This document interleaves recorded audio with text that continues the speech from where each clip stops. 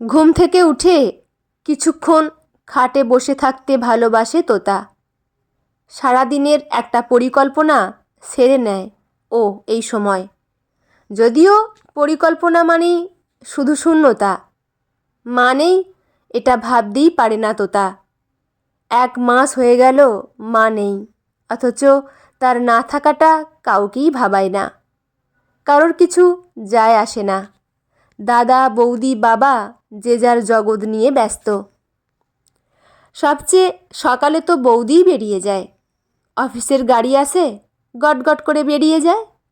ওর এই বেরিয়ে যাওয়ার অভ্যাস আজ নয়, বিয়ে হয়ে এসেই। মায়ের খুব গর্বের ছিল যে একমাত্র ছেলের বউ ইঞ্জিনিয়ার।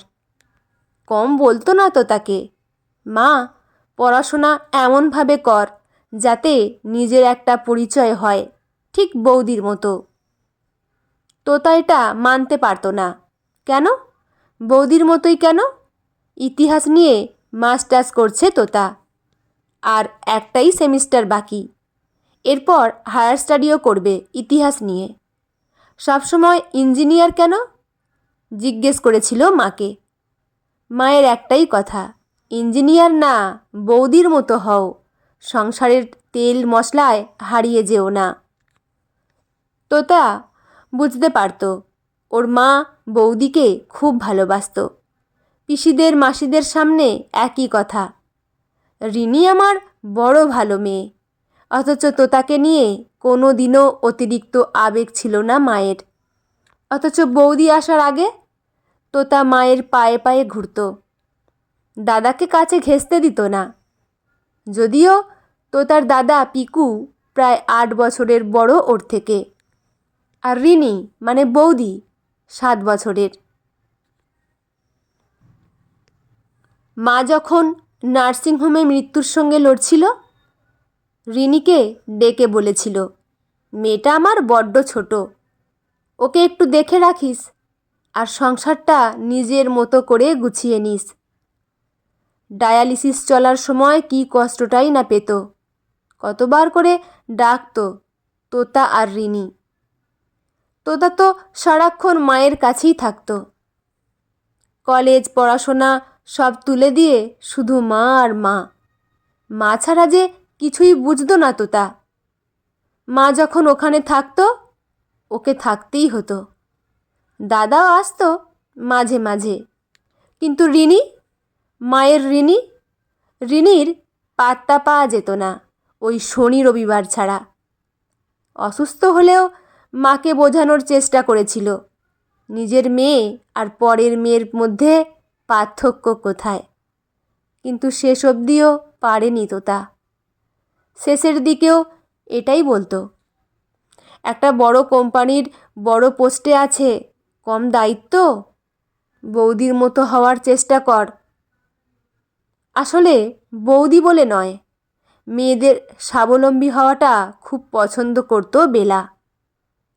তোতা শুনেছে বেলা নাকি সেই সময়কার গ্র্যাজুয়েট, এমএতেও ভর্তি হয়েছিল, কিন্তু তোতার ঠাকুমা পড়তে দেয়নি। সেই আফসোস থেকেই বোধহয় রিনির প্রতি এত ভালোবাসা।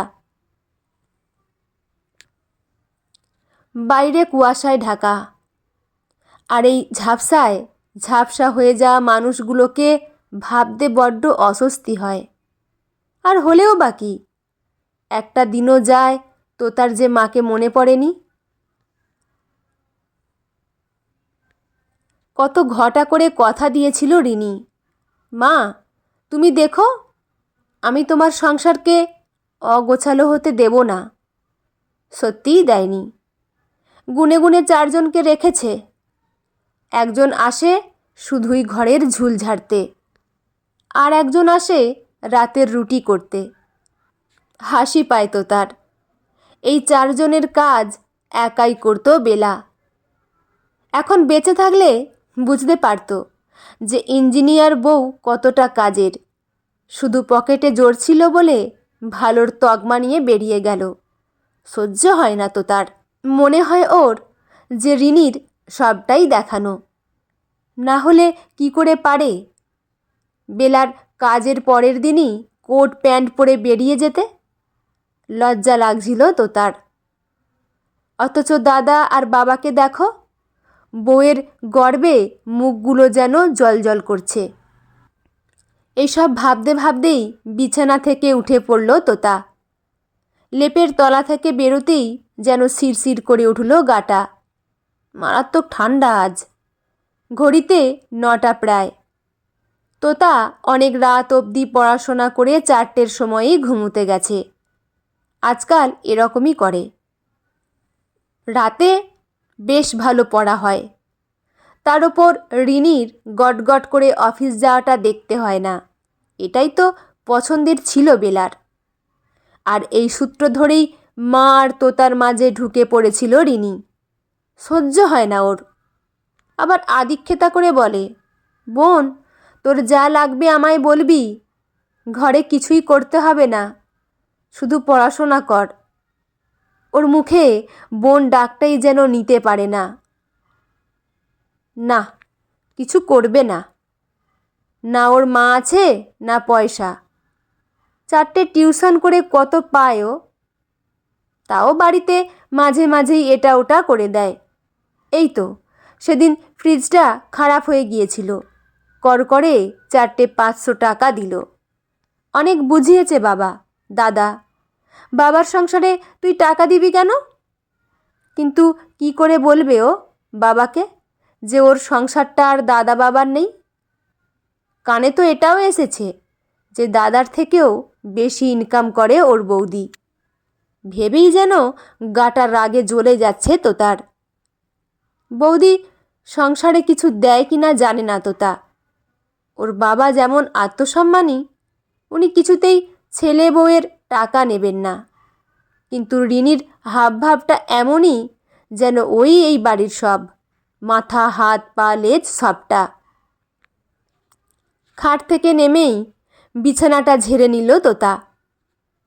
ও কোনো কাজ ফেলে রাখে না, তাহলেই রিনির সব চেলারা এসে সব কাজ করে দেবে। আর তোতা সেটা একদমই চায় না, কারণ ওই যে ওর কাজ করার জন্য যে মেয়েগুলো আছে, সেগুলো ওরই থাক, লাগবে না তো তার। ঝুলঝাড়ু দিয়ে ঝুলগুলো ঝেড়ে নিল। বাসি মুখেই এই কাজগুলো করে তোতা, ফেলে রাখলেই থেকে যায়। কারণ তোতা এখন ফ্রেশ হয়ে বাইরে যাবে, চা জলখাবার খেয়ে ঘরে এসে পড়তে বসবে। ওর টার্গেট MA শেষ করেই কোনো একটা কলেজে পার্ট টাইম করতে করতে নেট স্লেট দিয়ে বাইরে চলে যাবে। এই বাড়ি ছেড়ে চলে যাবে, এই ঘর ছেড়ে চলে যাবে, মাকে ছেড়ে চলে যাবে। ভেবেই বেলার ছবির দিকে তাকিয়ে কেঁদে ফেলল। কিছুই ভালো লাগে না তো তার। এই রিনি সব শেষ করে দিল। মা মেয়ের সম্পর্ক, দাদা বোনের সম্পর্ক। আজকাল এমন হয় দাদার সঙ্গে রোজ দেখাও হয় না তো তার। দেখা হলেও খুব কথা হয় না। কে জানে এইসবের জন্য কে দায়ী? কে জানে? ব্রাশ করে বাইরে বেরোবে তোতা। ঘড়ির কাঁটা বলছে বৌদি অফিসে বেরিয়ে গেছে। এখন এই বাড়িতে ও স্বাধীন, যে কোনো ঘরে ঢুকবে, বসবে, কথা বলবে। ভাবতে ভাবতেই বাইরে এসে থমকালো তোতা। এটা কে? এমন পোশাক পরেছে কেন? কি দাবি ওর? তোতা দেখল হাত নেড়ে কথা বলছে রিনি। সামনে দাঁড়ানো বিমল, পিকু আর নমিতাদি এই বাড়ির রান্নার লোক। তোতা বুঝতে পারল কিছু আদেশ করছে রিনি, আর সেটা সবাই মাথা নত করে শুনছে। পিছন থেকে বেলার মতো লাগছে, এমনভাবেই মা সবাইকে নির্দেশ দিত। কি চাইছে? বোন? হঠাৎ ডেকে উঠল পিকু। সঙ্গে সঙ্গে এগিয়ে এলো রিনি। বোন উঠেছ? রিনি বলতে বলতে ছুটে এলো তোতার দিকে। তোতা এক ছুট্টে নিজের ঘরে, দরজা বন্ধ করে দিল। হোক অপমান, বাবার দাদার বৌদির তাতে কিছুই যায় আসে না, কিন্তু ওকে কিছুতেই নিতে পারছে না তোতা। বালিশে মুখ গুঁজে কেঁদে ফেলল তোতা। তোতা তাড়াতাড়ি করে ঘরে ঢুকে দরজা বন্ধ করে দিল। মেয়ের এমন শিশুসুলভ আচরণ দেখে একটু যেন অপ্রস্তুতে পড়লেন বিমল। ছোট থেকেই বড্ড জেদি আর একগুঁয়ে। কতবার বেলাকে বলেছে বিমল, মেয়েটাকে শাসন করো, ভালোবাসার সঙ্গে শাসনেরও দরকার আছে। বাবা তোতা রিনিকে দেখে সবসময় এরকম কেন করে বলো তো? পরিস্থিতি সামলানোর জন্যই হোক বা বউয়ের গুরুত্ব দেখানোর জন্যই হোক, কথাটা বলে ফেলল পিকু। পিকুও যেন তোতার সঙ্গে তেমন একটা ভাব জমাতে পারেনি কোনো দিনই। একেই তো একটু বেশি বয়সে তোতা ওর জীবনে বোন হয়ে এসেছে। ও যখন ক্লাস 6-এ তখন তোতা জন্মায়। স্কুলে, পাড়ায়, বন্ধু মহলে সবাই যেন একটু অবাক চোখেই দেখত পিকুকে। সেটা না হয় মেনে নিয়েছিল, কিন্তু মা রোজ রোজ বদলে যাচ্ছিল। পিকুর দিকে যেন কোনো নজরই ছিল না। সারাদিন বোন কী খাবে, বোন কী করবে। তবে এটাও সত্যি, রিনি এই বাড়িতে আসার পর যেন বেলা রিনিতে মজেছিল। ছেলের বউ ইঞ্জিনিয়ার, ছেলের বউ ফরফর করে ইংলিশ বলে, এটা বেশ গর্বের। সেটা বুঝতো পিকু। পিকুও তো বেশ বড় মাপের ইঞ্জিনিয়ার, কিন্তু কোনো দিন বেলাকে সেটা নিয়ে বলতে শোনেনি। তাতে অবশ্য পিকুর জীবন থেমে যায়নি, বেশ সাফল্যে মোড়া ওর জীবন। কি বলি বলতো মেয়েটাকে, কিছুতেই কথা বলা যায় না ওর সঙ্গে। মেজাজ সব সময় তুঙ্গে। ছেলে তাকিয়ে আছে দেখে বিমল কথাগুলো বলল, আর বলার সময় একবার তাকালো রিনির দিকে। লজ্জায় তাকাতে পারছে না। যতই হোক পরের বাড়ির মেয়ে তো, তার সঙ্গে সমাজেও একটা দারুণ মান আছে। বিমল দেখল রিনি খুব স্বাভাবিক ভঙ্গিতেই মণিকে কিছু বোঝাচ্ছে। কি অপূর্ব লাগছে আজ রিনিকে। বেলারি লাল পাড় সাদা গরদের শাড়িটা পরেছে। বাড়ির যে কোনো পুজো মানেই বেলা সকাল সকাল স্নান সেরে এই শাড়িটা পরে, গয়না পরে, মোটা করে সিঁদুর পরে, লাল টিপ পরে সেজে গুজে নিত। কি করে বুঝবে অমন রূপের ভেতরে এরকম একটা মারণ রোগ বাসা বাঁধছে? চোখ ঝাপসা হয়ে যাওয়া দিয়ে শুরু, 6 মাসের মধ্যে কিডনি অকেজো দিয়ে শেষ। পারল না লড়াইটা টানতে। রিনি তো বলে রোগটা একদিনের না, চেপে চেপে রেখে এই পরিণতি। বাবা তোমার মনে আছে তোমায় কি বলেছি? চালের গুঁড়ো এইটুকুতে হবে না, আরও 1 কেজি চালের গুঁড়ো। গুঁড়ো আরও লাগবে। আর তোমাকে বলছি এইটুকু বলেই রিনি ঘুরল পিকুর দিকে। পিকু অবাক হয়ে দেখছে রিনিকে। সব সময় কুর্তি, লেগিংস, শার্ট প্যান্ট পরে থাকা মেয়েটা শাড়িতে কি সুন্দর লাগছে। সৌন্দর্যটা শাড়ির জন্যই কি, নাকি বেলার শাড়ি পরেছে বলে? কাল রাতে খেতে বসেই বিমল বলছিল, কাল তো মকর সংক্রান্তি, বাড়িতে কত আয়োজন করতো তোদের মা। পিকু আবার বলেছিল মায়ের আলপনার কথা, মায়ের রান্নার কথা, মায়ের বানানো পিঠের কথা। বাবা আর ছেলে দুজনেই যেন ব্যস্ততার মাঝে একটু সময় বের করেছে শুধু মাকে নিয়ে আলোচনা করবে বলে। রিনি সেই আলোচনায় শুধুই শ্রোতা। কিন্তু এই সময়গুলোতে ও কখনো বিরক্ত হয় না। ক্লান্ত শরীর নিয়ে রাতের খাওয়ার টেবিলে ওদের আলোচনার সঙ্গী হয় সব সময়। ওই টেবিলে আবার তোতা থাকে না, পড়ার দোহাই দিয়ে খাবার নিয়ে ঘরে চলে যায়। এই বাড়িতে 2 বছর হলো এসেছে রিনি। দেখেছে বেলা কিভাবে সংসারটাকে সামলাতো, কতটা আগলে রাখতো রিনিকে। যে কোনো পুজো, যেগুলো এই বাড়িতে নিয়ম আছে, সবটাই বেলা নিজের হাতে করত। কোনো দিন রিনিকে বলেনি ছুটি নিয়ে থেকে যা। বরাবর রিনির পেশাটাকে সম্মান করেছে। সেই মানুষটা যখন মৃত্যুর সঙ্গে লড়ছিল, শুধু এইটুকুই বলেছিল, সংসারটাকে দেখে রাখিস। না, পারেনি রিনি, নিজে দাঁড়িয়ে থেকে সংসারটা করতে পারেনি। কি করে করতো? প্রাইভেট সেক্টরে জব, গালভরা নাম, ইঞ্জিনিয়ার, মোটা টাকা, চাকচিক্য, এটাই সবার নজরে পড়ে। কিন্তু পর্দার পিছনটা যে কতটা জটিল সেটা শুধু রিনিই জানে, আর জানে পিকু। এই জন্যই তো একই সেক্টরের ছেলেকে বিয়ে করেছে, যাতে সে অন্তত বোঝে। কিন্তু না, এই বাড়িতে কেউ অবুঝ নয়, শুধু ওই ননদটা ছাড়া। খুব বাচ্চা তো নয়, কিন্তু কেন যে এমন ছেলে মানুষই আচরণ? হতেই পারে যে ওর ভালো লাগেনি রিনি যে বেলার শাড়ি পরেছে, কিন্তু সেটা এভাবে বোঝাতে হবে? বেলা মারা যাওয়ার পর আজ প্রথম পুজো, যেটা বেলা না থাকার জন্য বন্ধ হয়ে যাচ্ছিল। কাল রাতে বাবা আর ছেলের আফসোস দেখে সঙ্গে সঙ্গে ছুটি অ্যাপ্লাই করলো রিনি। খুব ছুটি নেয় না বলে এমার্জেন্সি গ্রাউন্ডে অ্যাপ্রুভও হলো। রাতে শুয়ে শুয়ে কত কিছু পরিকল্পনা করেছিল রিনি। বেলার শাড়ি পরবে, ওর গয়নাগুলোই পরবে, একদম বেলার মতো করেই সাজবে। হয়তো তাতে তোতাও খুশি হবে। কিন্তু কোথায় কি? তুমি সব ফল আর ভোগের জিনিসপত্র নিয়ে এসো। লক্ষ্মী পুজোটার কথা আমার মাথায় ছিল না, তাই সময় মতো দিতে পারিনি, কিন্তু আজই লক্ষ্মী পুজোটাও দিয়ে দেব। লিস্ট মিলিয়ে নিয়ে এসো। আর মনিদি, তুমি একটু সঙ্গে সঙ্গে থেকো, রান্নাগুলো আমিই করব। বউয়ের নির্দেশে বাবা আর ছেলে দুজনেই নড়ে চড়ে বসেছে। পিকু লিস্ট মিলিয়ে পড়ছে। দেখে নাও, আর কিছু না তো? তোমার ছুটি হতে পারে, আমার কিন্তু ওয়ার্ক ফ্রম হোম। পিকুর কথায় রিনি হেসে বলল, ওয়ার্ক ফ্রম হোম মানে ঘরে থেকে কাজ, ঘরের কাজ।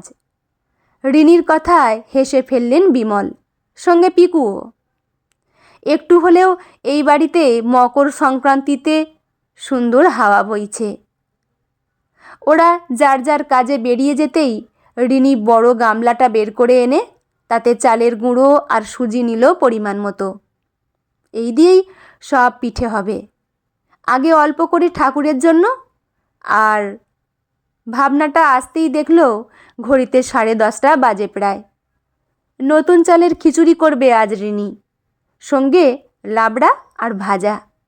প্রথমবার এই বাড়িতে নিজের হাতে কিছু করছে রিনি, সেটা যাতে খুব ভালো হয় এটাই মনে মনে ভাবছে।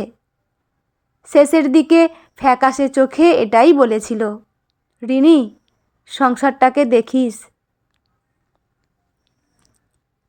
সাধ্যমতো করেছে ও, নিজে হয়তো পারেনি, কিন্তু সব কাজ যেন যথাযথ হয় সেটা দেখেছে।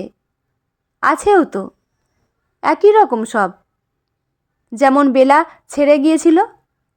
চারদিক একবার তাকালো রিনি। বৌদি, তোতা দিদি খাবে না? লুচিগুলো তো ঠান্ডা হয়ে যাচ্ছে। মণি এসে বলতেই আবার একটা অস্বস্তির কাঁটা খচখচ করতে লাগলো রিনির মনে।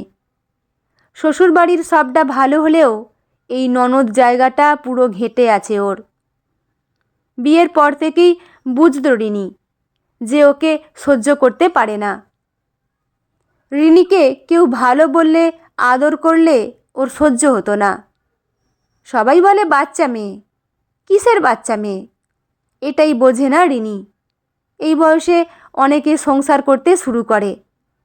অসহ্য লাগে রিনির। যা পারে করুক, না খাবে না খাক। একদিন একবেলা না খেলে কেউ মরে যায় না। ব্যাটার রেডি করে প্যানে খুব সাবধানে ছড়িয়ে দিল 1 হাতা। সেটা ছড়ালো যেমন ইউটিউবে দেখেছিল। কিছুক্ষণ অপেক্ষা করে পুর দিয়ে ভাঁজ করতেই ছিঁড়ে একসার হয়ে গেল রুটিটা। উঠল তো নয়ই, উল্টো ঘেঁটে গেল। ওটা তুলে দিয়ে পরেরটা আবার দিল, কিন্তু মনে হচ্ছে এটাও হবে না। বিরক্ত লাগছে রিনির। তুমি আমার মায়ের শাড়ি পরেছ কেন? কে সাহস দিয়েছে ওই গয়না শাড়িগুলো পরার? খুব লোভ না তোমার? চাবুকের মতো কথাগুলো শুনে পিছন ঘুরে তাকালো রিনি। ফোলা ফোলা চোখ নিয়ে দাঁড়িয়ে আছে তোতা।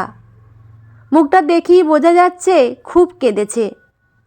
কি উত্তর দেবে বুঝতে পারছে না। বাচ্চাদের মতো ভোলাবে নাকি ওকে উচিত জবাব দিয়ে একটু বড় করে দেবে? হলো না, এইবারটাও উঠল না পাটিসাপটা। একটু ময়দা দেবে কি ভাবছে রিনি। এতটা গুলল, যদি একটাও না হয়? এটা ছেড়ে কি অন্য পিঠে করে নেবে? ভাবতে ভাবতেই আর এক হাতা দিয়ে দিল ফ্রাইং প্যানে। হাতা দিয়ে ছড়াচ্ছে। উত্তর দাও আমার কথায়। এখানে তোমার নাটক দেখতে আসিনি আমি। তুমি সবাইকে বোকা বানাতে পারো, কিন্তু আমায় নয়। চোখ দিয়ে যেন আগুন বেরোচ্ছে তোতার। আর ওর কথা শুনে কান দিয়ে আগুন বেরোচ্ছে রিনির। একদিকে পিঠেগুলো হচ্ছে না, অন্যদিকে এর এমন দাপট। এই শাড়ি, এই গয়না সব আগে আমার অধিকার, বুঝলে? কান খুলে শুনে রাখো। তোমার মা সব দায়িত্ব আমাকে দিয়ে গেছে। সঠিক মনে করেছে তাই দিয়েছে, না হলে তো তোমাকেই দিত। শোনো, পড়াশোনা করো, চাকরি করো, বিয়ে করো, নিজেরটা বুঝে নাও। আমার অধিকারে হাত দিতে এসো না। খুব কড়া ভাষাতেই বলল কথাগুলো রিনি। কথাগুলো শুনে রাগে দুঃখে ফুঁসছে তোতা। রিনিও ফুঁসছে, তবে রাগে নয়, অসহায়তায়। কি করবে ও? ও যে এরকম বদমেজাজ রাগ পছন্দ করে না। রিনি মা বাবার একমাত্র মেয়ে। যখন শুনেছিল পিকুর একটা বোন আছে, সত্যিই খুশি হয়েছিল। ভেবেছিল একজন বন্ধু পাবে, বোনের মতো আগলে রাখবে, সব কিছু দিয়ে দেবে ওকে। বিয়েতে পাওয়া পছন্দের লকেটটা দিয়ে দিয়েছিল, শুধু ওর ভালো লেগেছে বলে।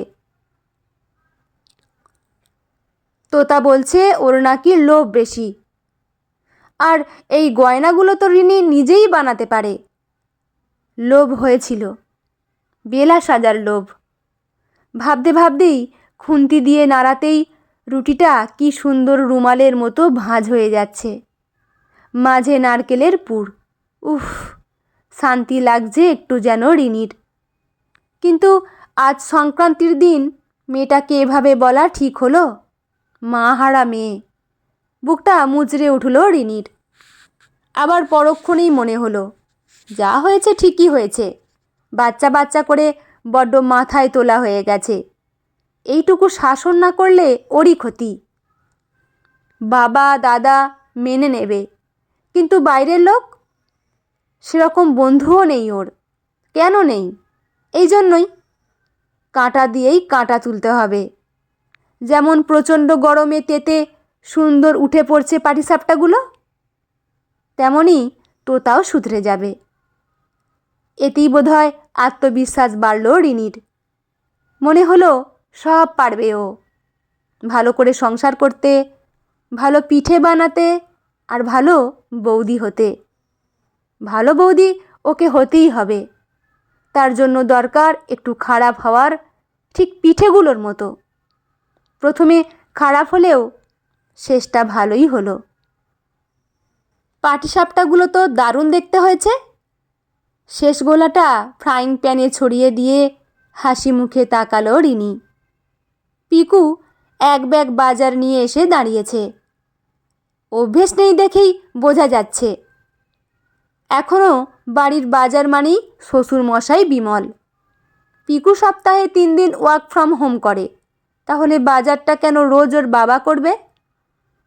উনি করবেন সেটা নিজের ইচ্ছেতে, শখে, রোজ নয়।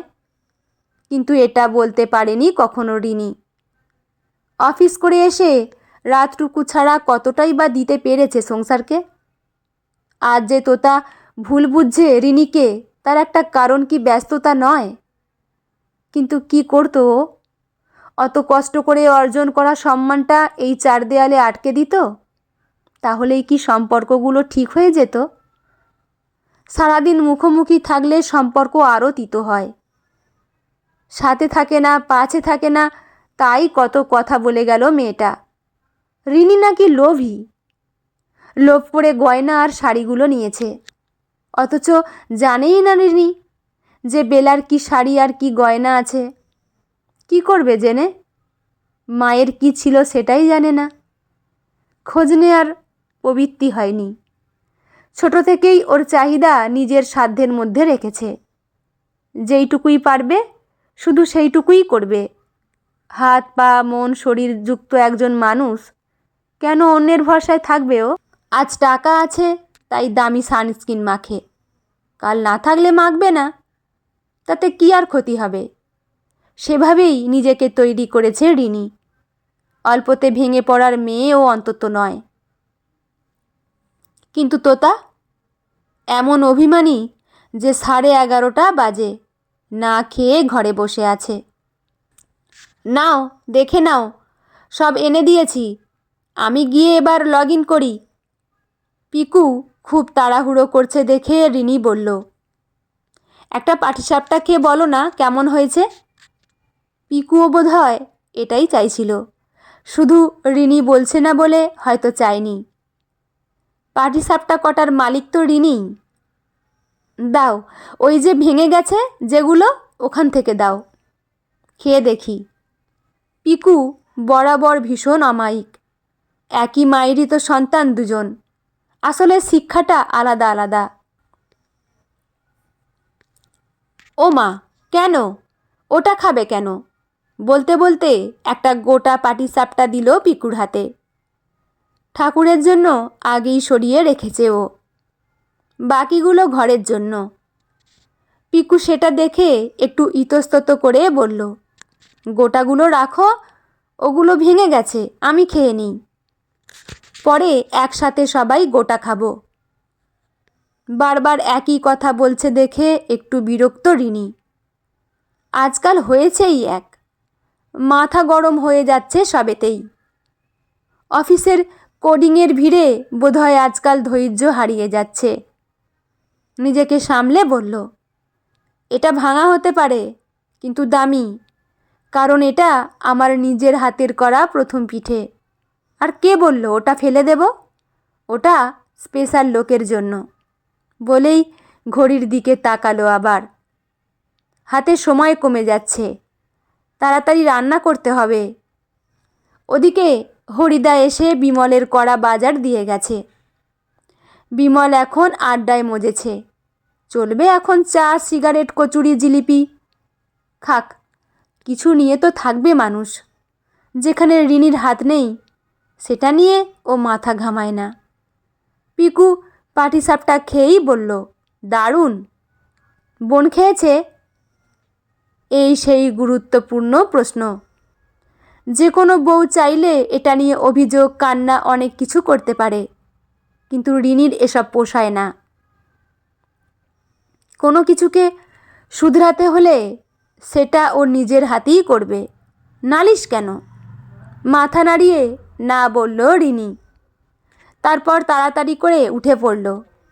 এখানে থাকলেই এই প্রসঙ্গে কথা বাড়তে পারে। বোনের জন্য দুটো পাটিসাপটা নেব? পিকু জিজ্ঞেস করতেই রিনি এসে নিজে বেড়ে দিল। ও তো চাইছে তোতা কিছু খাক, এতক্ষণ না খাওয়া। পিকু চলে যেতেই রিনি রান্নাঘরে ঢুকে চালের গুঁড়ো একটু শক্ত করে মেখে নিল, যাতে ডো বানাতে পারে। এবার পুলি পিঠে করবে। নারকেলের পুর কড়াই আছে। পুলি পিঠে, চিতই আর চুষির পায়েস, এইটুকুই থাক আজ। তারপর তো খিচুড়ি আছেই। একটু ভেবেই আগে খিচুড়িটা বসিয়ে দিল। ভেবেছিল তোতাকে বলবে ঠাকুরগুলোকে স্নান করে সাজিয়ে দিতে। কি বলবে আর?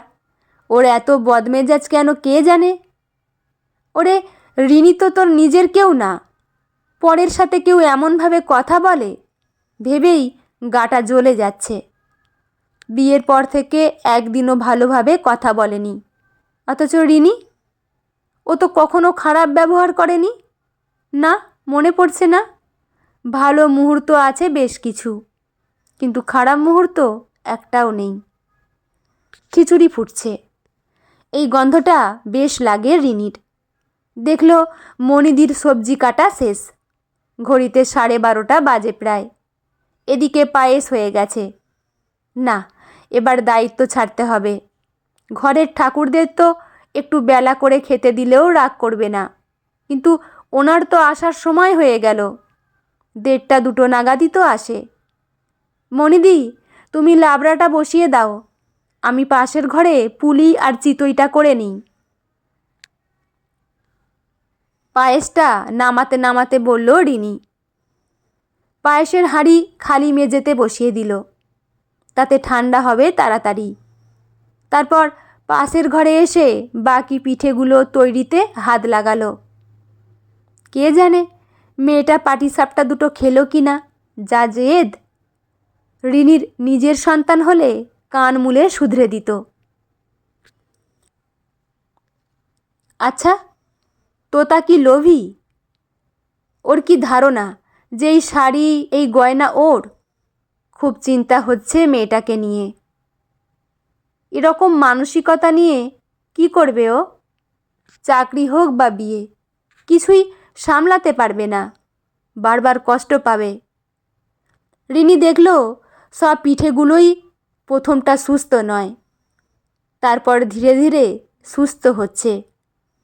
পিঠেগুলো হতে থাক, ততক্ষণে প্লেটটা সাজিয়ে নিক ভেবেই উঠে পড়ল রিনি। কাগজের প্লেট নিয়ে এলো একটা, তাতে তারপর সাজিয়ে নিল ভেঙে যাওয়া পুলি, ভেঙে যাওয়া পাটিসাপটা। কাগজের বাটিতে 1 বাটি পায়েস, খিচুড়ি, লাবড়া সব সাজিয়ে দিল। শুধু চিতইটাই হয়নি। ওটা হতে এত সময় লাগবে জানলে শুরুতেই এটা দিয়ে শুরু করত। যতক্ষণ না পিঠে হচ্ছে হাতে সেরকম কাজ নেই। যাবে নাকি একবার তোতার ঘরে?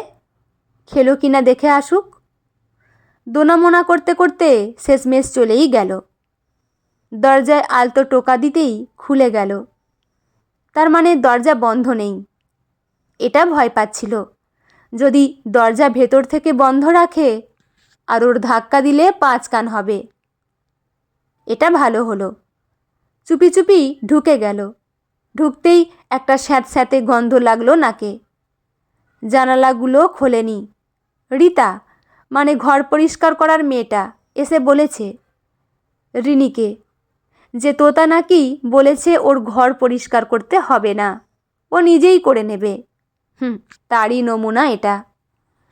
খাটের ওপর বই খাতা ছড়ানো, আর এক পাশে তোতা, আর এক পাশে পাটিসাপটা দুটো। গার্জিয়ানহীনভাবে বসে আছে সবাই, তোতা আর পাটিসাপটা। কি গো, পিঠেগুলো খাওনি কেন? জিজ্ঞেস করলো রিনি। কোনো উত্তর পাবে না জেনেই জিজ্ঞেস করলো। কাছে গিয়ে বসলো রিনি। আজ যেন হাঁটা চলাতেই রিন রিনে শব্দ। হাতের বালাগুলো একে অপরের সাথে ধাক্কা লেগে আওয়াজ করে এমন শব্দ বানাচ্ছে, অস্বস্তি হলো রিনির। তোতা, বেশ গম্ভীর গলায় ডাকলো রিনি। তোতা এমন ভাব করলো যেন কিছুই শুনতে পাচ্ছে না। আরও কাছে এসে রিনি বলল, কেন অপমান করিস আমায়? ইচ্ছে করেই তুই বলল। তুইয়ে অনেক ভুল বোঝাবুঝি দূর হয়। বিয়ের পর থেকে দেখছি কিসের রাগ আমার ওপর? আজ বলতে পারিস আমায় তুই? আমি সব শুনব। বল, কি করেছি আমি তোর সাথে? গলাটা বোধ হয় ভার হয়ে যাচ্ছে রিনির। হোক, কিচ্ছু আটকাবে না আজ। প্রথম দিনই তোকে বোন বলে ডেকেছি। বিয়ের পর প্রথম বাবার বাড়ি তোকে নিয়ে গেছি, তোকে কাছে নিয়ে শুয়েছি। খুব শখ ছিল একটা ভাই বা বোন থাক। সে যখন নেই তোকেই আগলে রেখেছি। রিনি ডায়লগ সাজিয়ে এসেও কেমন অন্য কিছু বলে ফেলছে। ন্যাকামি না করে ঘর থেকে যাও, আমার পরীক্ষা। তোমার ন্যাকামি শোনার সময় নেই আমার। তোতা বলতেই চোখ দিয়ে জল, কিন্তু মাথা আর কান দিয়ে আগুন বেরোচ্ছে রিনির। সামলে নিল নিজেকে। মা চলে যাওয়ার পর থেকে তুই ভাবছিস আমি সব দখল করে নিয়েছি, সংসার, মানুষ, সম্পর্ক সব। কিন্তু বিশ্বাস কর তোতা, আমি কোনোদিন তোর জায়গা নিতে চাইনি। মায়ের জায়গা নিতে চাইছো, তাই তো মায়ের মতো সেজেছ, হুঙ্কার দিল তোতা। শুনে রাখো, তুমি বাইরের মানুষগুলোকে বোকা বানাতে পারো, কিন্তু তোতা বোকা নয়। তুমি বেলা সেজে সংসারের মাথা হতে চাইছো। ঠোঁট কাঁপছে তোতার। আর বোকা মহিলা মরার আগে অবধি বলে গেল, আমার ছেলের বউ এই, আমার ছেলের বউ সেই। মুখ বিকৃত করে বলছে তোতা। মা আমাকে যা বলেছিল সেটা সম্মান ছিল, একজন মেয়ে হয়ে একজন মেয়ের সাফল্যকে সম্মান। হয়তো সেই থেকে খানিকটা ভালোবাসা। আসল ভালোবাসাটা তো ছিল তোকে নিয়ে। শেষ দিনটাও তোর নাম করেই ডেকেছে। আমাকে বলেছে, মেয়েটার ওপর আমার রাগ করিস না, বড্ড ছেলে মানুষ। রিনি বলতেই খিচিয়ে উঠল তোতা। ছেলে মানুষ? আমি ছেলে মানুষ না। ছেলে মানুষ বাইরের লোক দুটো, যাদের মাথায় টুপি পরিয়ে তুমি এই গয়না শাড়িগুলো হাতিয়েছ, চোখের সামনে বেলা সেজে ঘুরে বেড়াচ্ছ। এই কথাগুলো শুনলে যে কোনো শক্ত মানুষ নড়ে যাবে। বুকটা রিনির ফেটে যাচ্ছে, কিন্তু না, এর সামনে দুর্বল হওয়া যাবে না। ধীরে ধীরে খুলে ফেলল হাতের বালাগুলো, আংটি, হার, কানের দুল। খুলতে খুলতেই খুব শান্ত স্বরে বলল, আমি অফিসে যাই বলে তোর মনে হয় আমি সংসার করি না? কিন্তু সংসার মানে শুধু ঝাঁটা হাঁড়ি নয় তোতা। সংসার মানে মানুষ সামলে রাখা। মা যেমন করতো, তাই তো সারাদিন খেটে এসেও রাতের ডিনার টেবিলে বসে থেকেছি, তোর জন্যও অপেক্ষা করেছি। আমি মায়ের কাজগুলো কিছুটা করার চেষ্টা করছি। এটা ঠিক নিজে পারিনি, তাই লোক রেখেছি। রিনির গলাটা এবার একটু কেঁপে গেল। তুই ভাবিস আমি কাজের লোক রেখেছি বলে মায়ের অবদান ছোট করেছি? কিন্তু আমি কি করে নিজের চাকরিটা ছেড়ে দিই বলতো? এত কষ্ট করে টিকিয়ে রেখেছি, সারাদিন অক্লান্ত পরিশ্রম। কেন করি জানিস? আমি আমাকে বাঁচিয়ে রাখার জন্য। ওইটুকু ছাড়া কি আছে আমার? না তোর মতো রূপ, না এমন সুন্দর পরিবার। মেয়ে হয়ে জন্মেছি বলে কত বছর মা আমাকে নিয়ে মামার বাড়ি ছিল, ঠাকুমা মেনে নেয়নি। অথচ এই বাড়িতে তোকে পাওয়ার জন্য মরিয়া ছিল মা। ঢোক গিলল রিনি।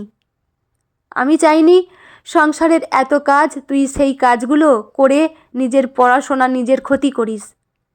মা যেটা পারেনি, আমি চাই তুই সেটা পারিস। মা সবসময় চাইতো তোতা স্বাবলম্বী হোক, নিজের একটা পরিচিতি হোক।